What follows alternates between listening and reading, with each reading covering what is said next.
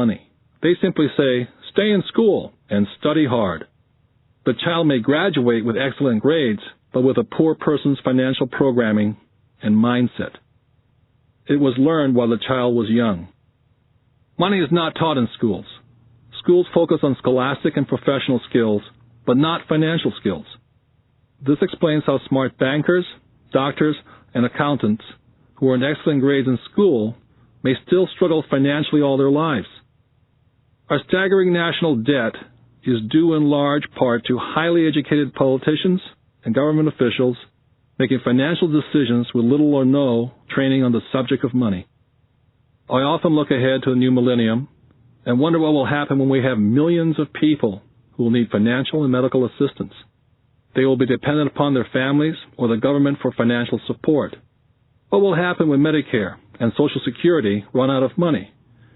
How will a nation survive if teaching children about money continues to be left to parents, most of whom will be, or already are, poor? Because I had two influential fathers, I learned from both of them. I had to think about each dad's advice, and in doing so, I gained valuable insight into the power and effect of one's thoughts on one's life. For example, one dad had a habit of saying, "I can't afford it." The other dad forbade those words to be used. He insisted I say, "How can I afford it?" One is a statement, and the other is a question. One lets you off the hook, and the other forces you to think. My soon-to-be-rich dad would explain that by automatically saying the words, "I can't afford it," your brain stops working. By asking the question, "How can I afford it?" your brain is put to work. He did not mean buy everything you wanted. He was fanatical about exercising your mind, the most powerful computer in the world. My brain gets stronger every day because I exercise it. The stronger it gets, the more money I can make. He believed that automatically saying, "I can't afford it," was a sign of mental laziness. Although both dads worked hard, I noticed that one dad had a habit of putting his brain to sleep when it came to money matters, and the other had a habit of exercising his brain. The long-term result was that one dad grew stronger financially and the other grew weaker. It is not much different from a person who goes to the gym to exercise on a regular basis versus someone who sits on the couch watching television. Proper physical exercise increases your chances for health, and proper mental exercise increases your chances for wealth. Laziness decreases both health and wealth. My two dads had opposing attitudes in thought. One dad thought that the rich should pay more in taxes and take care of those less fortunate. The other said, taxes punish those who produce and reward those who don't produce. One dad recommended, study hard so you can find a good company to work for. The other recommended, study hard so you can find a good company to buy. One dad said, the reason I'm not rich is because I have you kids. The other said, the reason I must be rich is because I have you kids. One dad encouraged talking about money and business at the dinner table. The other forbade the subject of money to be discussed over a meal. One said, when it comes to money, play it safe and don't take risks. The other said, learn to manage risk. One believed, our home is our largest investment and our greatest asset. The other believed, my house is a liability, and if your house is your largest investment, you're in trouble. Both dads paid their bills on time, yet one paid his bills first, while the other paid his bills last. Being a product of two strong dads allowed me the luxury of observing the effects different thoughts have on one's life. I noticed that people really do shape their life through their thoughts. For example, my poor dad always said, I'll never be rich, and that prophecy became reality. My rich dad, on the other hand, always referred to himself as rich. He would say things like, I'm a rich man, and rich people don't do this. Even when he was flat broke, after a major financial setback, he continued to refer to himself as a rich man. He would cover himself by saying, there's a difference between being poor and being broke. Broke is temporary, and poor is eternal. My poor dad would also say, I'm not interested in money, or money doesn't matter. My rich dad always said, money is power. The power of our thoughts may never be measured or appreciated, but it became obvious to me as a young boy to be aware of my thoughts and how I expressed myself. I noticed that my poor dad was poor not because of the amount of money he earned, which was significant, but because of his thoughts and his actions. As a young boy, having two fathers, I became acutely aware of being careful which thoughts I chose to adopt as my own. Whom should I listen to? My rich dad or my poor dad? Although both men had tremendous respect for education and learning, they disagreed in what they thought was important to learn. One wanted me to study hard, earn a degree, and get a good job to work for money. He wanted me to study to become a professional, an attorney, or an accountant, or to go to business school for my MBA. The other encouraged me to study to be rich, to understand how money works, and learn how to have it work for me. I don't work for money, were the words he would repeat over and over. Money works for me. At the age of 9, I decided to listen to and learn from my rich dad about money. In doing so, I chose not to listen to my poor dad, even though he was the one with all the college degrees. Once I made up my mind whom to listen to, my education about money began. My rich dad taught me over a period of 30 years, until I was age 39. He stopped once he realized that I knew and fully understood what he had been trying to drum into my often thick skull. Money is one form of power, but what is more powerful is financial education. Money comes and goes, but if you have the education about how money works, you gain power over it and can begin building wealth. The reason positive thinking alone does not work is because most people went to school and never learned how money works, so they spend their lives working for money. Because I was only 9 years old when I started, the lessons my rich dad taught me were simple. And when it was all said and done, there are only 6 main lessons repeated over 30 years. This book is about those 6 lessons, put as simply as possible as my rich dad put forth those lessons to me. The lessons are not meant to be answers, but guideposts. Guideposts that will assist you and your children to grow wealthier, no matter what happens in a world of increasing change and uncertainty. Dad, can you tell me how to get rich? My dad put down the evening paper. Why do you want to get rich, son? Because today Jimmy's mom drove up in their new Cadillac and they were going to their beach house for the weekend. He took 3 of his friends, but Mike and I weren't invited. They told us we weren't invited because we were poor kids. They did? My dad asked incredulously. Yeah, they did, I replied in a hurt tone. My dad silently shook his head, pushed his glasses up the bridge of his nose, and went back to reading his paper. I stood waiting for an answer. The year was 1956. I was 9 years old. By some twist of fate, I attended the same public school where the rich people sent their kids. We were primarily a sugar plantation town. The managers of the plantation and the other affluent people of the town, such as doctors, business owners, and bankers, sent their children to this school, grades 1 to 6. After grade 6, their children were generally sent off to private schools. Because my family lived on one side of the street, I went to this school. Had I lived on the other side of the street, I would have gone to a different school with kids from families more like mine. After grade 6, these kids and I would go on to the public intermediate and high school. There was no private school for them or for me. My dad finally put down the paper. Well, son, he began slowly, if you want to be rich, you have to learn to make money. How do I make money? I asked. Well, use your head, son, he said, smiling. Which really meant, that's all I'm going to tell you, or, I don't know the answer, so don't embarrass me. The next morning I told my best friend Mike what my dad had said. As best I could tell, Mike and I were the only poor kids in this school. Mike was like me in that he was in this school by a twist of fate. Someone had drawn a jog in a line for the school district, and we wound up in school with the rich kids. So what do we do to make money? Mike asked. I don't know, I said. But do you want to be my partner? He agreed. And so on that Saturday morning, Mike became my first business partner. We spent all morning coming up with ideas on how to make money. Finally, that afternoon, a bolt of lightning came through our heads. It was an idea that Mike had gotten from a science book he'd read.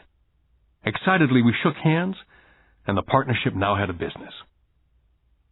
For the next several weeks, Mike and I ran around our neighborhood, knocking on doors and asking our neighbors if they'd save their toothpaste tubes for us. With puzzled looks, most adults consented with a smile. Some asked us what we were doing, to which we replied, "We can't tell you. It's a business secret." My mom grew distressed as the weeks wore on.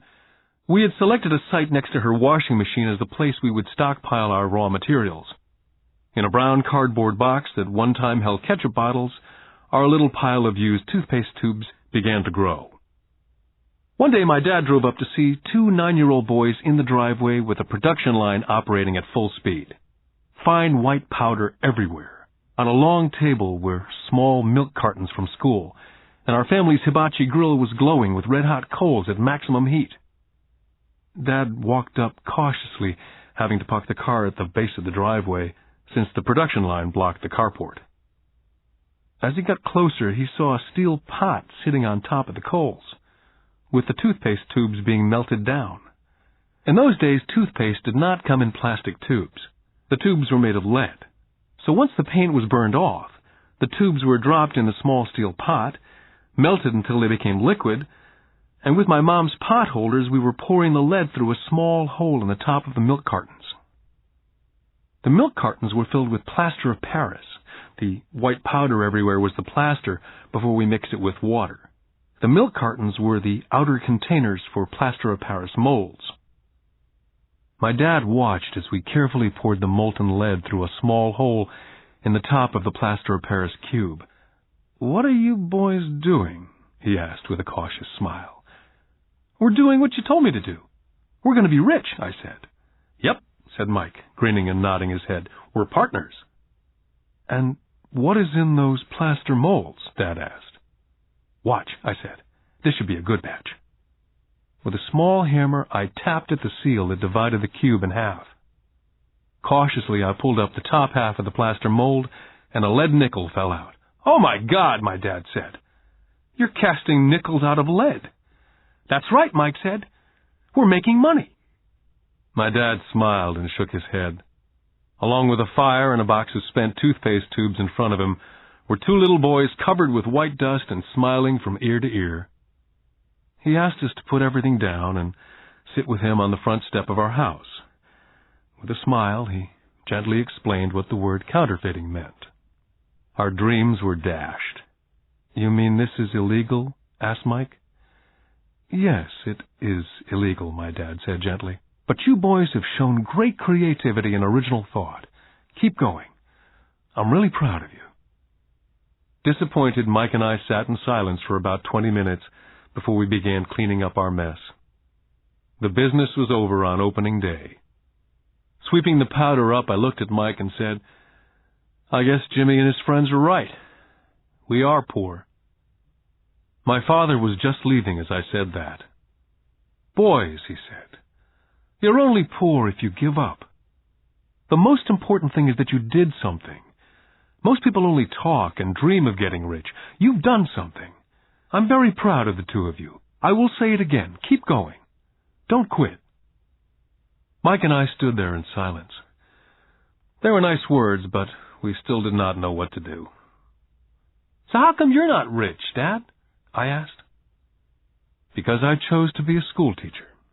School teachers really don't think about being rich. We just like to teach. I wish I could help you, but I really don't know how to make money." Mike and I turned and continued our cleanup. "I know," said my dad. "If you boys want to learn how to be rich, don't ask me. Talk to your dad, Mike." "My dad?" asked Mike with a scrunched-up face. "Yeah, your dad," repeated my dad with a smile. "Your dad and I have the same banker, and he raves about your father. He's told me several times that your father is brilliant when it comes to making money. He seems to be building an empire, and I suspect in a few years he will be a very rich man." With that, Mike and I got excited again. With new vigor, we began cleaning up the mess caused by our now-defunct first business. As we were cleaning, we made plans on how and when to talk to Mike's dad. The problem was that Mike's dad worked long hours and often did not come home until late. His father owned warehouses, a construction company, a chain of stores, and 3 restaurants. It was the restaurants that kept him out late. Mike caught the bus home after we had finished cleaning up. He was going to talk to his dad when he got home that night and ask him if he would teach us how to become rich. Mike promised to call as soon as he talked to his dad, even if it was late. The phone rang at 8:30 p.m. Mike's dad had agreed to meet with Mike and me. At 7:30 Saturday morning, I caught the bus to the poor side of town. Michael and I met with his dad that morning at 8 o'clock. He was already busy and had been at work for more than an hour. His construction supervisor was just leaving in his pickup truck as I walked up to his simple, small, and tidy home. Mike met me at the door. "Dad's on the phone, and he said to wait on the back porch," Mike said as he opened the door. The old wooden floor creaked as I stepped across the threshold of this aging house. There was a cheap mat just inside the door. That mat was there to hide the years of wear from countless footsteps that the floor had supported. Although clean, it needed to be replaced. I felt claustrophobic as I entered the narrow living room, which was filled with old, musty, overstuffed furniture that today would be collector's items.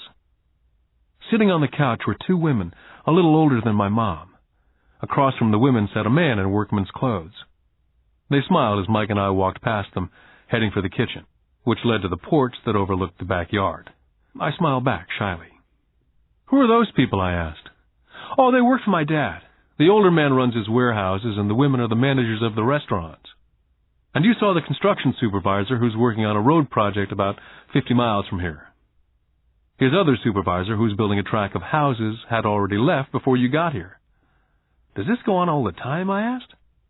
"Not always, but quite often," said Mike, smiling as he pulled up a chair to sit down next to me. "I asked him if he'd teach us to make money," Mike said. "Oh? And what did he say to that?" I asked with cautious curiosity. "Well, he had a funny look on his face at first, and then he said he would make us an offer." "Oh," I said, rocking my chair back against the wall. I sat there perched on 2 rear legs of the chair. Mike did the same thing. Suddenly, Mike's dad burst through the rickety screen door and onto the porch. Mike and I jumped to our feet, not out of respect, but because we were startled. "Ready, boys?" Mike's dad asked as he pulled up a chair to sit down with us. We nodded our heads as we pulled our chairs away from the wall to sit in front of him. He was a big man, about 6 feet tall and 200 pounds. "Mike says that you want to learn how to make money. Is that correct, Robert?" I nodded my head quickly, but with a little intimidation. He had a lot of power behind his words and smile. "Okay, here's my offer. I'll teach you, but I won't do it classroom style. You work for me, and I'll teach you. You don't work for me, I don't teach you. I can teach you faster if you work, and I'm wasting my time if you just want to sit and listen like you do in school. That's my offer. Take it or leave it." May I ask a question first?" I asked. "Nope, take it or leave it. I've got too much work to do to waste my time. If you can't make up your mind decisively, then you'll never learn to make money anyway."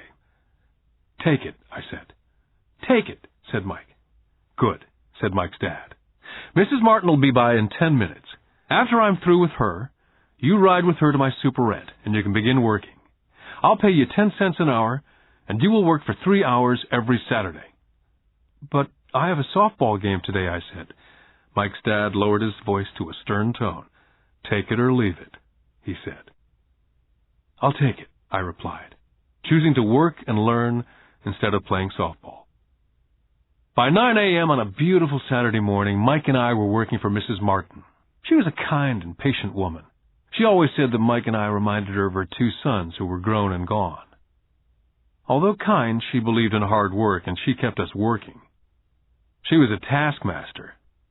We spent 3 hours taking canned goods off the shelves, and with a feather duster, brushing each can to get the dust off, and then restacking them neatly. It was excruciatingly boring work. For 3 weeks, Mike and I reported to Mrs. Martin and worked our 3 hours. By noon, our work was over, and she dropped 3 little dimes in each of our hands. Now, even at the age of 9 in the mid-50s, 30 cents was not too exciting. Comic books cost 10 cents back then, so I usually spent my money on comic books and went home. By Wednesday of the 4th week, I was ready to quit. I had agreed to work only because I wanted to learn to make money from Mike's dad. And now I was a slave for 10 cents an hour. On top of that, I had not seen Mike's dad since that first Saturday. I'm quitting, I told Mike at lunchtime. The school lunch was miserable. School was boring, and now I didn't even have my Saturdays to look forward to. But it was the 30 cents that really got to me. Mike smiled. Dad said this would happen. He said to meet with him when you were ready to quit. What? I said indignantly. He's been waiting for me to get fed up? Sort of, Mike said. Dad's kind of different. He teaches differently from your dad. Your mom and dad lecture a lot. My dad is quiet and a man of few words. You just wait till this Saturday. I'll tell him you're ready. You mean I've been set up? No, not really, but maybe. Dad will explain on Saturday. I was ready to face him, and I was prepared. Even my real dad was angry with him.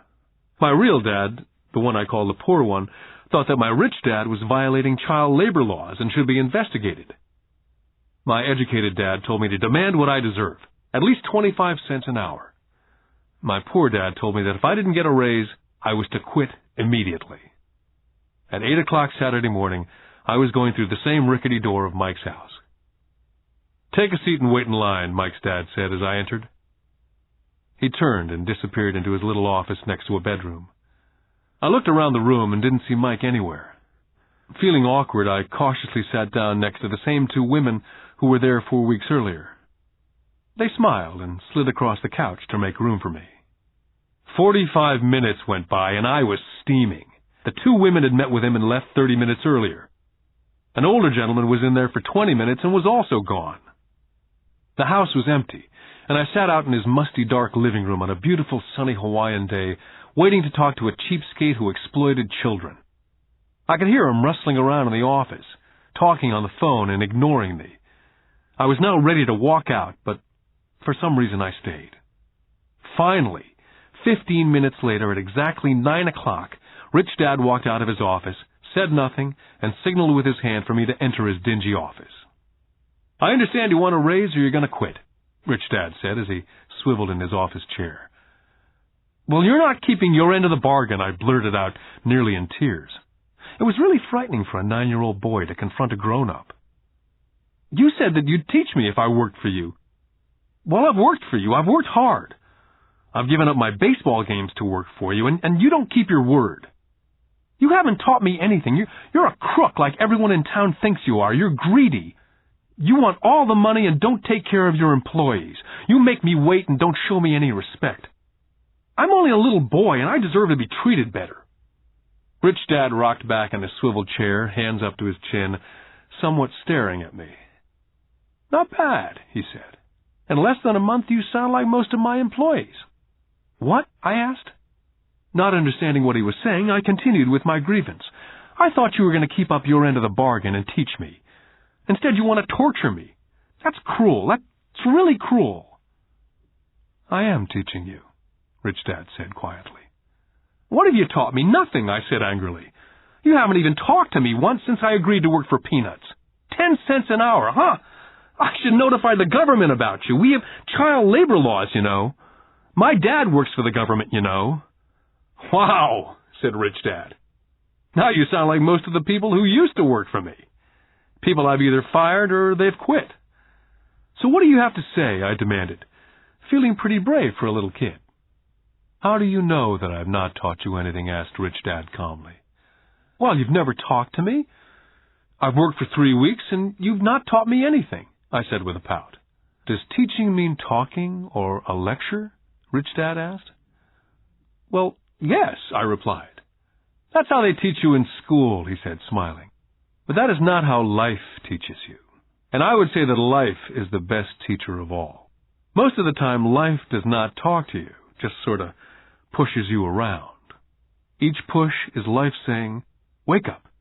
There's something I want you to learn. I had no idea what he was talking about. Life pushes all of us around. Some give up, others fight. A few learn the lesson and move on. They welcome life pushing them around. To these few people, it means they need and want to learn something. They learn and move on. Most quit, and a few like you fight. Rich Dad stood and shut the creaky old wooden window that needed repair. If you learn this lesson, you will grow into a wise, wealthy, and happy young man. If you don't, you will spend your life blaming a job, low pay, or your boss for your problems. You'll live life hoping for that big break that'll solve all your money problems. Rich Dad looked over to me to see if I was still listening. His eyes met mine. We stared at each other, streams of communication going between us through our eyes. Finally, I pulled away once I had absorbed his last message. I knew he was right. I was blaming him, and I did ask to learn. I was fighting. Rich Dad continued, or if you're the kind of person who has no guts, you just give up every time life pushes you. If you're that kind of person, you'll live all your life playing it safe, doing the right things, saving yourself for some event that never happens. Then you die a boring old man. You'll have lots of friends who'll really like you because you were such a nice, hard-working guy. You spent a life playing it safe, doing the right things. But the truth is, you let life push you into submission. Deep down, you were terrified of taking risks. You really wanted to win, but the fear of losing was greater than the excitement of winning. Deep inside, you and only you will know that you didn't go for it. You chose to play it safe. Our eyes met again. For 10 seconds, we looked at each other, only pulling away once the message was received.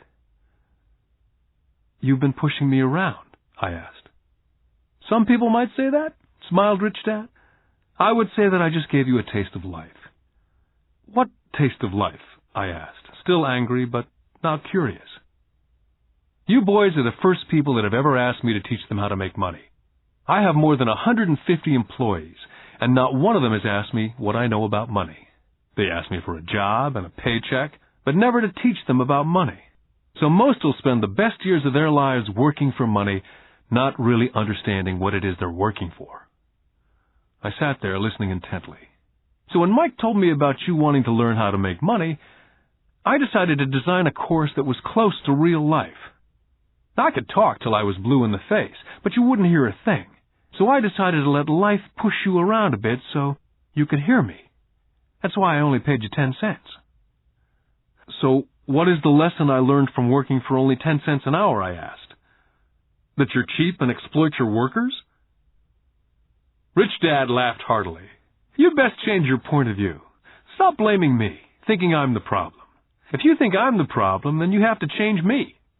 If you realize that you're the problem, then you can change yourself, learn something, and grow wiser. But you only pay me 10 cents. So what are you learning? Rich Dad asked, smiling. That you're cheap, I said with a sly grin. See, you think I'm the problem, said Rich Dad. But you are. Well, keep that attitude and you learn nothing. Keep the attitude that I'm the problem, and what choices do you have?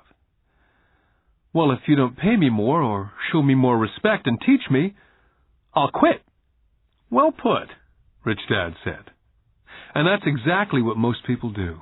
They quit and go looking for another job, better opportunity, and higher pay, actually thinking that a new job or more pay will solve the problem. In most cases, it won't. So what will solve the problem, I asked? Just take this measly 10 cents an hour and smile? Rich Dad smiled. That's what the other people do. Just accept a paycheck, knowing that they and their family will struggle financially. But that's all they do. Waiting for a raise, thinking that more money will solve the problem. Most just accept it, and some take a second job working harder, but again accepting a small paycheck.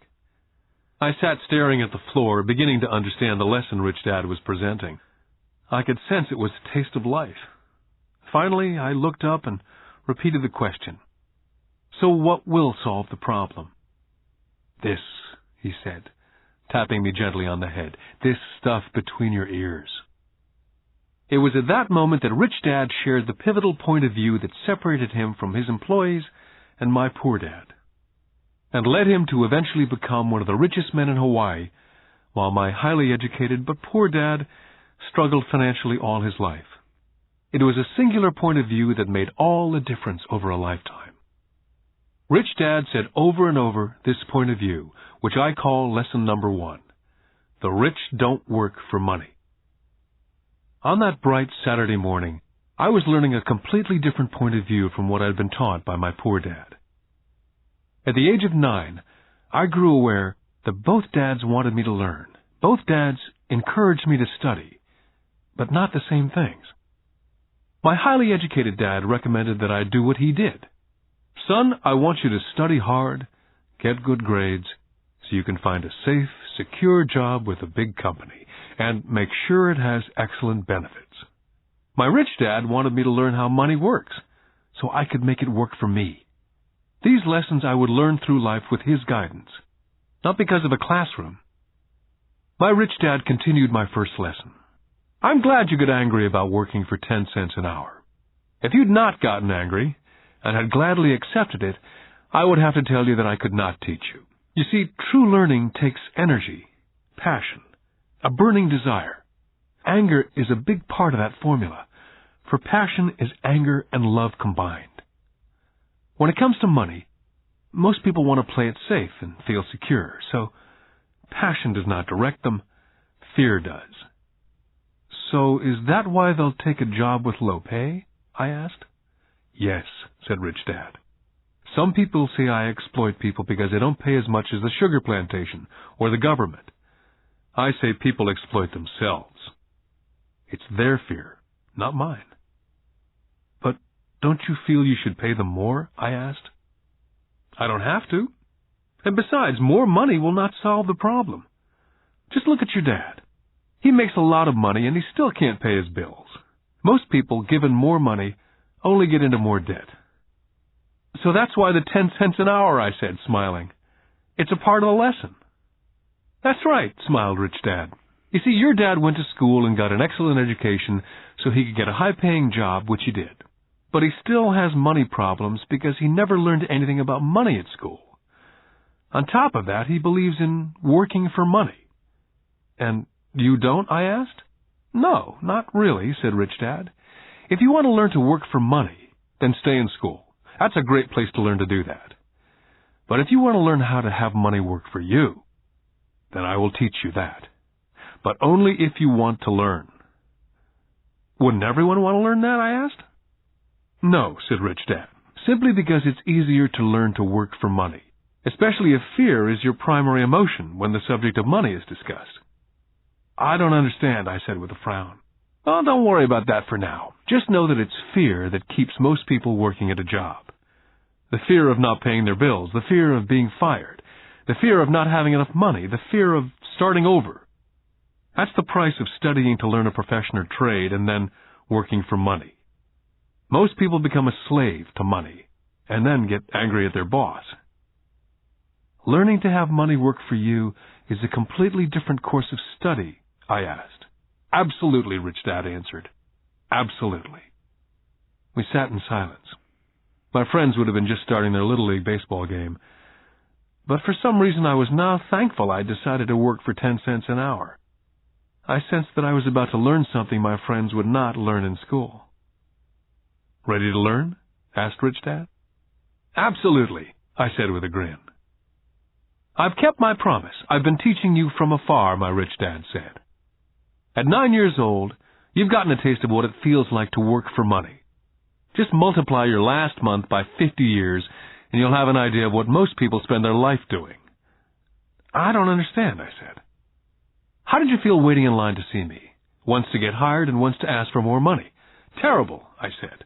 If you choose to work for money, that is what life is like for many people, said Rich Dad. And how did you feel when Mrs. Martin dropped 3 dimes in your hand for 3 hours' work? I felt like it wasn't enough. It seemed like nothing. I was disappointed, I said. And that is how most employees feel when they look at their paychecks, especially after all the tax and other deductions are taken out. At least you got 100%. You mean most workers don't get paid everything? I asked with amazement. Heavens, no, said Rich Dad. The government always takes its share first. How do they do that? I asked. Taxes, said Rich Dad. You're taxed when you earn, You're taxed when you spend, you're taxed when you save, you're taxed when you die. Why do people let the government do that to them? The rich don't, said Rich Dad with a smile. The poor and the middle class do. I'll bet you that I earn more than your dad, yet he pays more in taxes. How can that be, I asked. As a 9-year-old boy, that made no sense to me. Why would someone let the government do that to them? Rich Dad sat there in silence. I guess he wanted me to listen instead of jabber away at the mouth. Finally, I calmed down. I did not like what I had heard. I knew my dad complained constantly about paying so much in taxes, but really did nothing about it. Was that life pushing him around? Rich Dad rocked slowly and silently in his chair, just looking at me. Ready to learn? He asked. I nodded my head slowly. Learning how to have money work for you is a lifetime study. Most people go to college for 4 years and their education ends. I already know that my study of money will continue over a lifetime simply because the more I find out, the more I find out I need to know. Most people never study the subject. They go to work, get their paycheck, balance their checkbooks, and that's it. On top of that, they wonder why they have money problems. Then they think that more money will solve the problem. Few realize that it's their lack of financial education that is the problem. So, my dad has tax problems because he doesn't understand money? I asked, confused. Look, said Rich Dad, taxes are just one small section on learning how to have money work for you. Today, I just wanted to find out if you still have the passion to learn about money. Most people don't. They want to go to school, learn a profession, have fun at their work, and earn lots of money. One day they wake up with big money problems, and then they can't stop working. That's the price of only knowing how to work for money, instead of studying how to have money work for you. So, do you still have the passion to learn? Asked Rich Dad. I nodded my head. Good, said Rich Dad. Now get back to work. This time I will pay you nothing. What? I asked in amazement. You heard me. Nothing. You'll work the same 3 hours every Saturday, but this time you will not be paid 10 cents an hour. You said you wanted to learn to not work for money, so I'm not going to pay you anything. I couldn't believe what I was hearing. I've already had this conversation with Mike. He's already working, dusting, and stacking canned goods for free. You better hurry up and get back there. I stood there, still not believing what a raw deal I'd been handed. Here I came to ask for a raise, and now I was being told to keep working for nothing. Rich Dad tapped me on the head and said, Use this. Now get out of here. I didn't tell my poor dad I wasn't being paid. He would not have understood, and I did not want to try to explain something that I did not yet understand myself. For 3 more weeks, Mike and I worked for 3 hours every Saturday for nothing. The work didn't bother me, and the routine got easier. It was the missed baseball games and not being able to afford to buy a few comic books that got to me. Rich Dad stopped by at noon on the 3rd week. We heard his truck pull up in the parking lot and sputter when the engine was turned off. He entered the store and greeted Mrs. Martin with a hug. After finding out how things were going in the store, he reached into the ice cream freezer, pulled out 2 bars, paid for them, and signaled to Mike and me. Let's go for a walk, boys. We crossed the street, dodging a few cars, and walked across a large grassy field where a few adults were playing softball. Sitting down at a remote picnic table, he handed Mike and me the ice cream bars. How's it going, boys? Okay, Mike said. I nodded in agreement. Learn anything yet? Rich Dad asked. Mike and I looked at each other, shrugged our shoulders, and shook our heads in unison. Well, you boys had better start thinking. You're staring at one of life's biggest lessons. If you learn the lesson, you'll enjoy a life of great freedom and security. If you don't learn the lesson, you'll wind up like Mrs. Martin and most of the people playing softball in this park. They work very hard for a little money, clinging to the illusion of job security, looking forward to a 3-week vacation each year and a skimpy pension after 45 years of work. Now, if that excites you, I'll give you a raise to 25 cents an hour. But these are good, hard-working people. Are you making fun of them? I demanded. A smile came over Rich Dad's face. Mrs. Martin's like a mother to me, and I would never be that cruel. I may sound cruel because I'm doing my best to point something out to the two of you. I want to expand your point of view so you can see something most people never have the benefit of seeing because their vision is too narrow. Most people never see the trap they're in. Mike and I sat there uncertain of his message. He sounded cruel, yet we could sense he was desperately wanting us to know something. With a smile, Rich Dad said, "Doesn't that 25 cents an hour sound good? Doesn't that make your heart beat a little faster?" I shook my head no, but it really did. 25 cents an hour would be big bucks to me. "Okay, I'll pay you $1 an hour," Rich Dad said with a sly grin. Now my heart was beginning to race. My brain was screaming, "Take it, take it." I could not believe what I was hearing. Still, I said nothing. "Okay, $2 an hour." My little 9-year-old brain and heart nearly exploded. After all, it was 1956, and being paid $2 an hour would have made me the richest kid in the world. I couldn't imagine earning that kind of money. I wanted to say yes, but somehow my mouth stayed silent. Maybe my brain had overheated and blown a fuse, but deep down I badly wanted that $2 an hour. The ice cream had melted and was running down my hand. Rich Dad was looking at two boys staring back at him, eyes wide open and brains empty. He knew that he was testing us, and he knew there was part of our emotions that wanted to take the deal. "Okay," he said, $5 an hour. Suddenly there was a silence from inside me. Something had changed. The offer was too big and had gotten ridiculous. Not too many grown-ups in 1956 made more than $5 an hour. The temptation disappeared and a calm set in. Slowly I turned to my left to look at Mike. He looked back at me. The part of my soul that was weak and needy was silenced. The part of me that had no price took over. There was a calm and a certainty about money that entered my brain and my soul.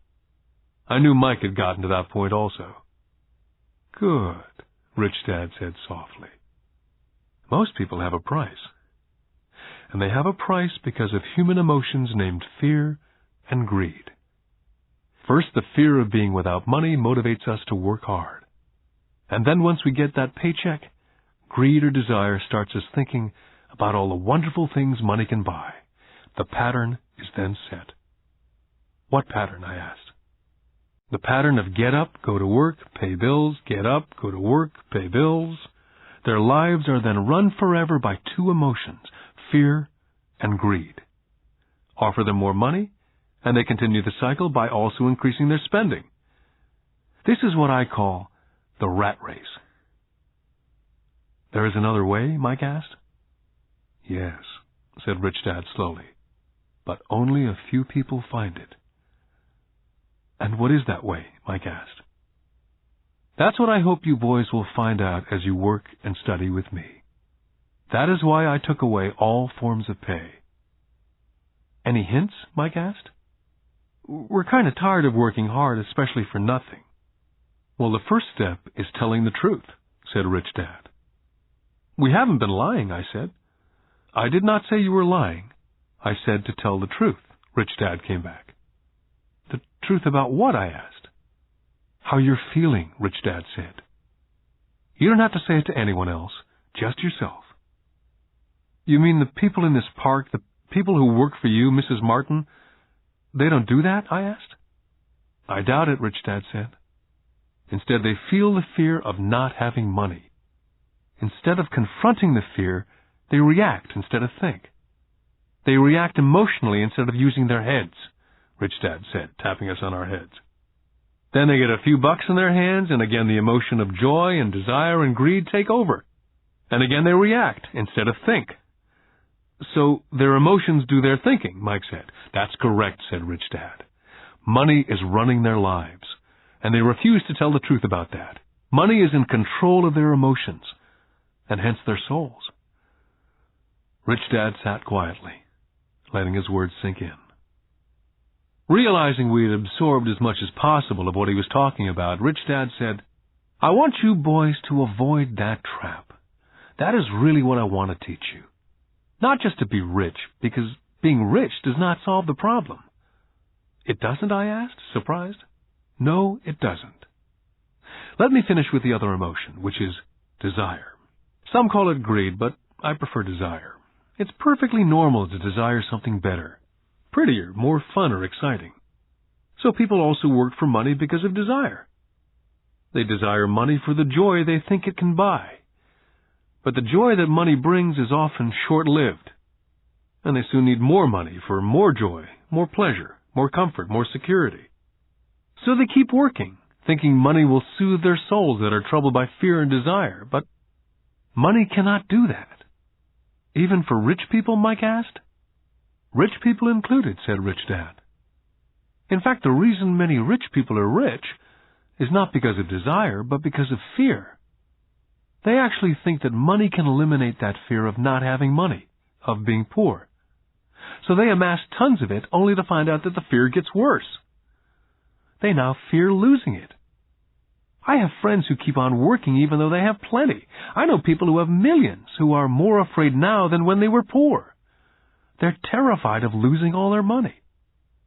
I want to teach you to master the power of money, not be afraid of it. And they don't teach that in school. If you don't learn it, you can become a slave to money. It was finally making sense. He did want us to widen our views, to see what Mrs. Martin could not see, his employees could not see, or my dad for that matter. He used examples that sounded cruel at the time, but I've never forgotten them. My vision widened that day, and I could begin to see the trap that lay ahead for most people. You see, we're all employees, ultimately. We just work at different levels, said Rich Dad. I just want you boys to have a chance to avoid the trap. The trap caused by those two emotions, fear and desire. Use them in your favor, not against you. That's what I want to teach you. I'm not interested in just teaching you to make a pile of money. That won't handle the fear or desire. If you don't first handle fear and desire and you get rich, you'll only be a high-paid slave. So how do we avoid the trap? I asked. The main cause of poverty or financial struggle is fear and ignorance, not the economy or the government or the rich. It's self-inflicted fear and ignorance that keeps people trapped. So you boys go to school and get your college degrees. I'll teach you how to stay out of the trap. The pieces of the puzzle were appearing. My highly educated dad had a great education and a great career, but school never told him how to handle money or his fears. It became clear that I could learn different and important things from two fathers. So you've been talking about the fear of not having money. How does the desire of money affect our thinking? Mike asked. How did you feel when I tempted you with a pay raise? Did you notice your desires rising? We nodded our heads. By not giving into your emotions, you were able to delay your reactions and think. That's most important. We will always have emotions of fear and greed. From here on in, it's most important for you to use those emotions to your advantage and for the long term, and not simply let your emotions run you by controlling your thinking. Most people use fear and greed against themselves. That's the start of ignorance. Most people live their lives chasing paychecks, pay raises, and job security because of the emotions of desire and fear, not really questioning where those emotion-driven thoughts are leading them. It's just like the picture of a donkey dragging a cart with its owner dangling a carrot just in front of the donkey's nose. The donkey's owner may be going where he wants to go, but the donkey is chasing an illusion. Tomorrow there will only be another carrot for the donkey. You mean the moment I began to picture a new baseball glove, candy or toys that's like a carrot to a donkey, Mike asked? Yeah. And as you get older, your toys get more expensive. New car, boat, and a big house to impress your friends, said Rich Dad with a smile. Fear pushes you out the door, and desire calls to you, enticing you toward the rocks. That's the trap. So what's the answer? Mike asked. What intensifies fear and desire is ignorance. That's why rich people with lots of money often have more fear the richer they get. Money is the carrot, the illusion. Rich Dad went on to explain that a human's life is a struggle between ignorance and illumination. He explained that once a person stops searching for information and knowledge of oneself, ignorance sets in. That struggle is a moment-to-moment decision to learn to open or close one's mind. Look, school is very, very important. You go to school to learn a skill or a profession so as to be a contributing member of society. Every culture needs teachers, doctors, mechanics, artists, cooks, business people, police officers, firefighters, soldiers. Schools train them so our culture can thrive and flourish, said Rich Dad. Unfortunately for many people, school is the end, not the beginning. What does ignorance have to do with greed and fear, I asked. Because it's ignorance about money that causes so much greed and so much fear, said Rich Dad. Let me give you some examples. A doctor wanting more money to better provide for his family raises his fees. By raising his fees, it makes healthcare more expensive for everyone. Now, it hurts the poor people the most, so poor people have worse health than those with money. Because the doctors raise their rates, the attorneys raise their rates. Because the attorneys' rates have gone up, school teachers want a raise, which raises our taxes, and on and on and on. Soon there will be such a horrifying gap between the rich and the poor that chaos will break out, and another great civilization will collapse. Great civilizations collapsed when the gap between the haves and the have-nots was too great. America is on the same course, proving once again that history repeats itself, because we do not learn from history. We only memorize historical dates and names, not the lesson. Aren't prices supposed to go up, I asked. Not in an educated society with a well-run government. Prices should actually come down. Of course, that's often only true in theory. Prices go up because of greed and fear caused by ignorance. If schools taught people about money, there would be more money and lower prices. But schools only focus on teaching people to work for money, not how to harness money's power. But don't we have business schools, Mike asked? Aren't you encouraging me to go to business school for my master's degree? Yes, said Rich Dad. But all too often business schools train employees who are sophisticated bean counters. Heaven forbid a bean counter takes over a business. All they do is look at the numbers, fire people, and kill the business. I know because I hire bean counters. All they think about is cutting costs and raising prices, which causes more problems. Bean counting is important. I wish more people knew it, but it too is not the whole picture, added Rich Dad angrily. So is there an answer? Asked Mike. Yes, said Rich Dad. Learn to use your emotions to think, not think with your emotions. When you boys mastered your emotions, first by agreeing to work for free, I knew there was hope. When you again resisted your emotions when I tempted you with more money, you were again learning to think in spite of being emotionally charged. That's the first step. Can you tell the difference between emotions thinking and the head thinking? Mike asked. Oh, yes, I hear it all the time, said Rich Dad. I hear things like, well, everyone has to work, or the rich are crooks, or I'll get another job, I deserve this raise. You can't push me around, or I like this job because it's secure. Instead of, is there something I'm missing here? Which breaks the emotional thought and gives you time to think clearly. I must admit it was a great lesson to be getting, to know when someone was speaking out of emotions or out of clear thought. It was a lesson that served me well for life, especially when I was the one speaking out of reaction and not from clear thought. As we headed back to the store, Rich Dad explained that the rich really did make money. They did not work for it. He went on to explain that when Mike and I were casting 5-cent pieces out of lead, thinking we were making money, we were very close to thinking the way rich people think. The problem was that it was illegal for us to do it. Rich Dad went on to explain that the rich know that money is an illusion, truly like the carrot for the donkey. It's only out of fear and greed that the illusion of money is held together by billions of people thinking that money is real. Money is really made up. It was only because of the illusion of confidence and the ignorance of the masses that the house of cards stood standing. In fact, he said, in many ways the donkey's carrot was more valuable than money. As he climbed into his pickup truck outside of his little convenience store, he said, "Keep working, boys.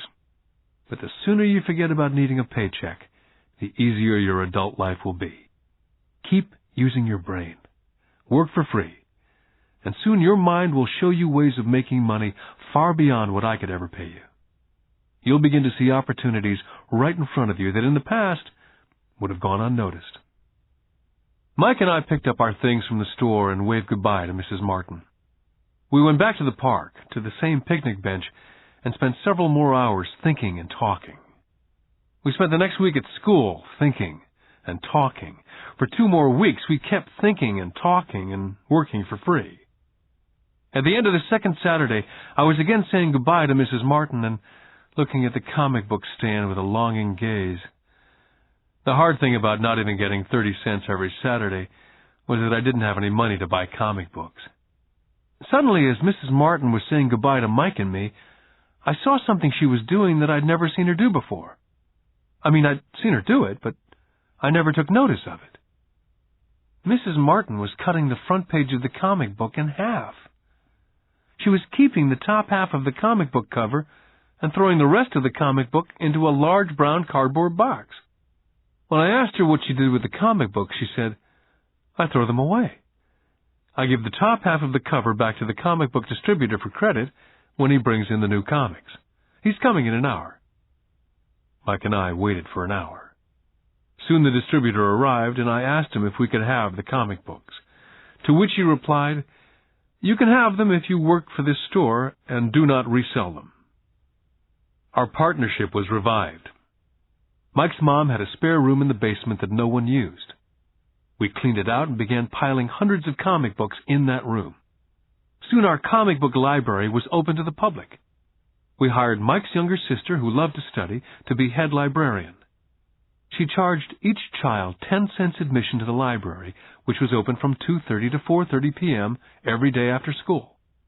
The customers, the children of the neighborhood, could read as many comics as they could in 2 hours. It was a bargain for them, since a comic cost 10 cents each, and they could read 5 or 6 in 2 hours. Mike's sister would check the kids as they left to make sure they weren't borrowing any comic books. She also kept the books, logging in how many kids showed up each day, who they were, and any comments they might have.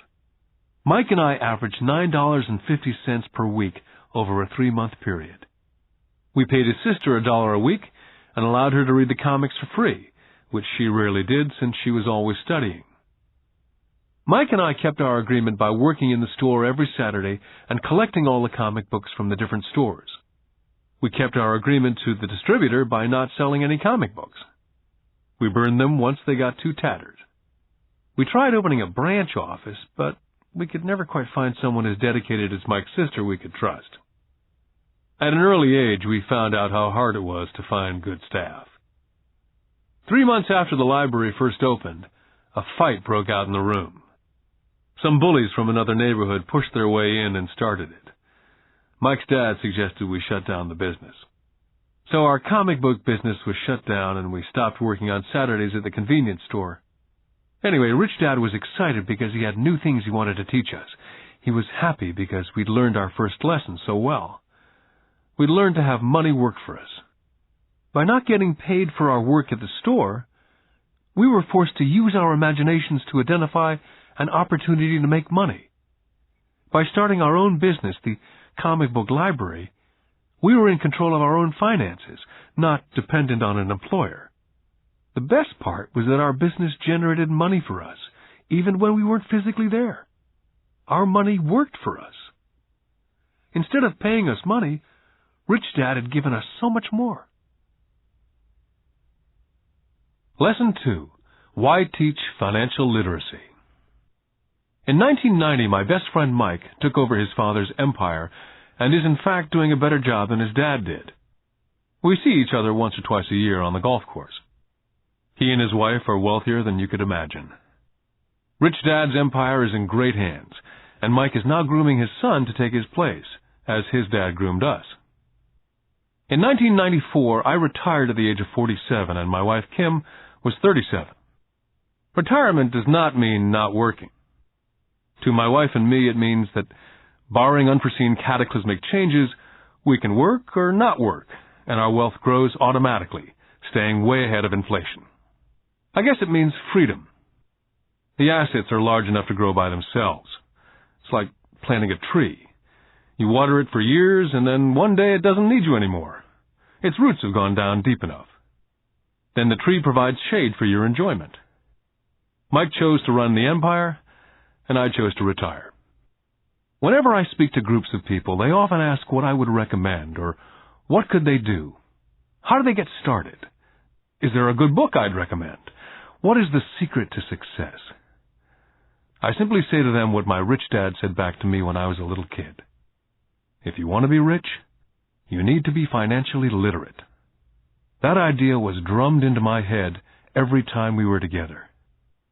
As I said, my educated dad stressed the importance of reading books, while my rich dad stressed the need to master financial literacy. If you're going to build the Empire State Building, the first thing you need to do is dig a deep hole and pour a strong foundation.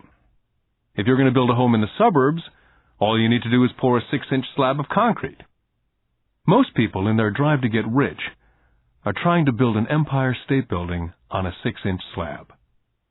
Our school system, having been created in the agrarian age, believes in homes with no foundation dirt floors are still the rage. So kids graduate from school with virtually no financial foundation.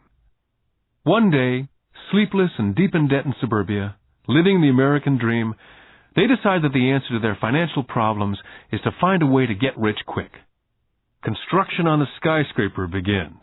It goes up quickly, and soon, instead of the Empire State Building, we have the Leaning Tower of suburbia. The sleepless nights return. As for Mike and me in our adult years, both of our choices were possible, because we were taught to pour a strong financial foundation when we were just kids.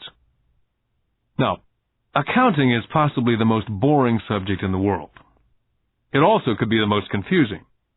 But if you want to be rich, long-term, it could be the most important subject. The question is, how do you take a boring and confusing subject and teach it to kids? The answer is, make it simple. My rich dad poured a strong financial foundation for Mike and me. Since we were just kids, he created a simple way to teach us.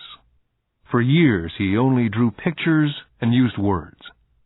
Mike and I understood the simple drawings, the jargon, the movement of money. And then in later years, Rich Dad began adding numbers. Most importantly, you must know the difference between an asset and a liability, and buy assets.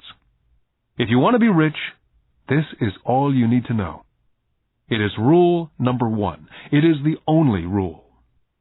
This may sound absurdly simple, but most people have no idea how profound this rule is.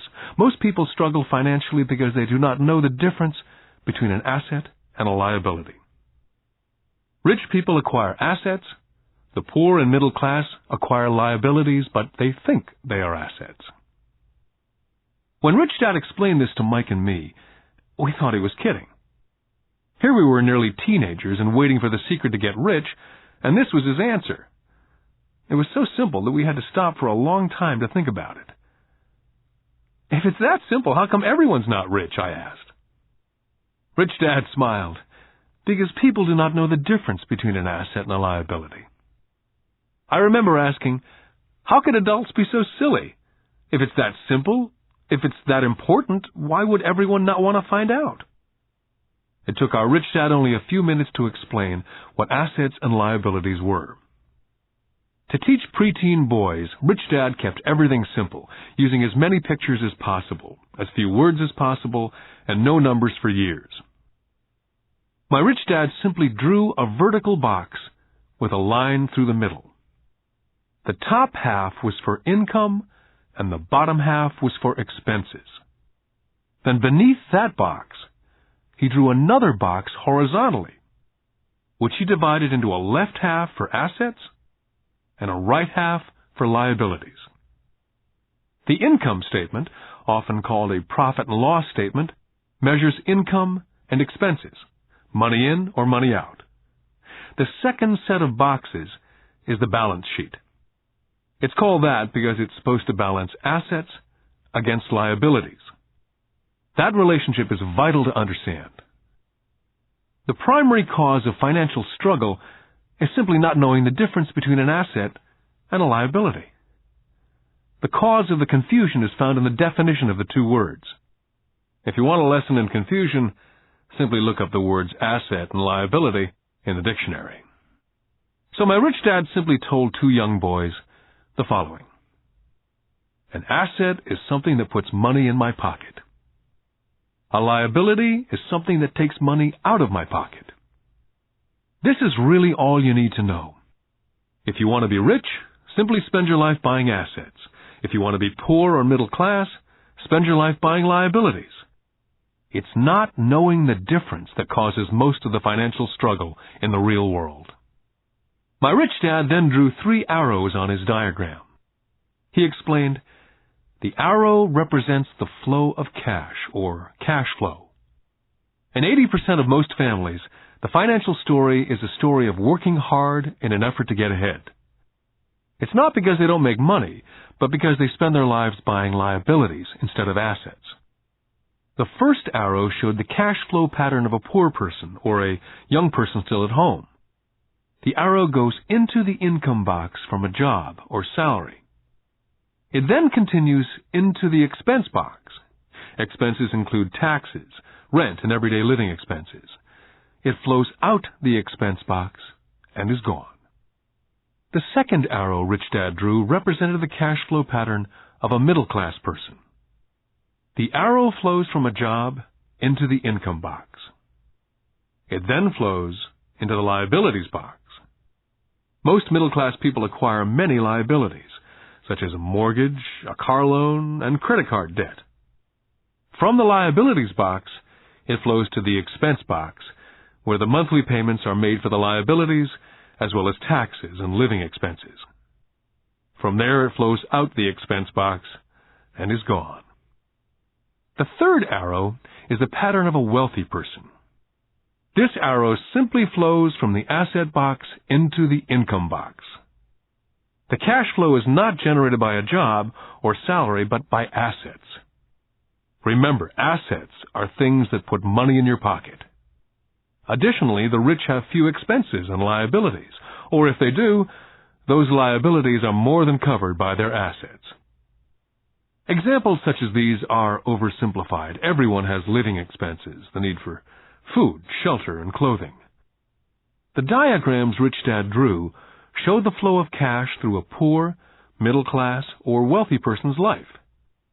It's the cash flow that tells the story. It's the story of how a person handles their money, what they do after they get the money in their hand. I cringe whenever I hear people ask me how to get rich quicker. Or how do they start? I often hear, I'm in debt, so I need to make more money. But more money will often not solve the problem. In fact, it may actually accelerate the problem. Money often makes obvious our tragic human flaws. Money often puts a spotlight on what we do not know.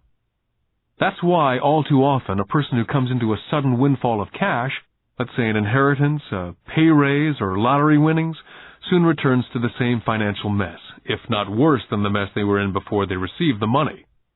Money only accentuates the cash flow pattern running in your head. If your pattern is to spend everything you get, most likely an increase in cash will just result in an increase in spending. Thus the saying, a fool and his money is one big party.